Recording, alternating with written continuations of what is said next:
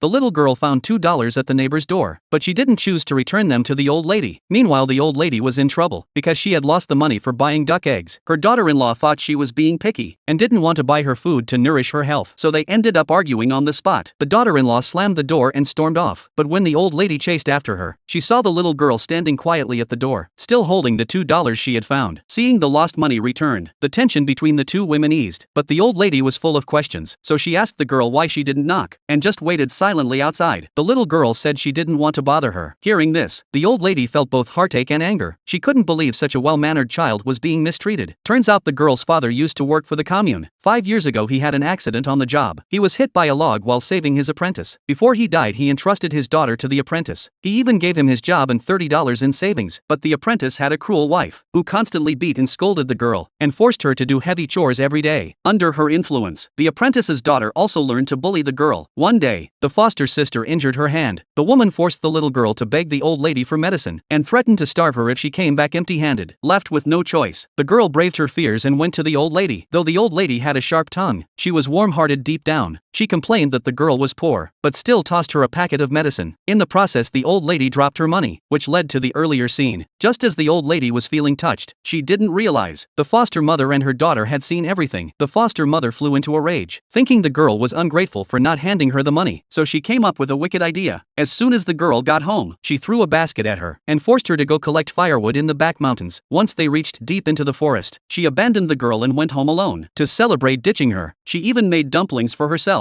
But when the foster father got home and saw the girl was missing, he remembered how her father had once saved his life, and guilt overwhelmed him, so he organized a search party that very night. Meanwhile, the old lady was gathering herbs in the mountains, and turned around to see the little girl. Learning that she had been abandoned on purpose, she was furious and decided to confront the foster mother, but in her rush she twisted her ankle. The girl quickly helped her up, and at that moment, the old lady noticed a giant ginseng root where she had fallen. She couldn't stop smiling with joy, but she didn't know this luck came from the girl. Her mother was born with a blessed fate, and that fortune had been passed on to the girl. Anyone who treated her well would naturally attract good luck, but anyone who mistreated her would surely suffer consequences. Years ago, her mother had gone abroad to study, and had no choice but to leave the girl in the village. If the foster mother had treated her kindly, the family would already be swimming in fortune, but instead she chose cruelty and abuse. The next day, the foster father went to the commune office to ask for help finding the girl. The foster mother didn't care at all. She even tried to use the girl's disappearance to get a subsidy. Just as she was about to sign the papers, the girl's voice called out from behind. Seeing the girl return, the foster father got angry and slapped her for wandering off. The old lady quickly stepped in and explained it was all a setup by the foster mother. The girl told the truth, and when the foster father learned his wife had tried to feed her to wolves, he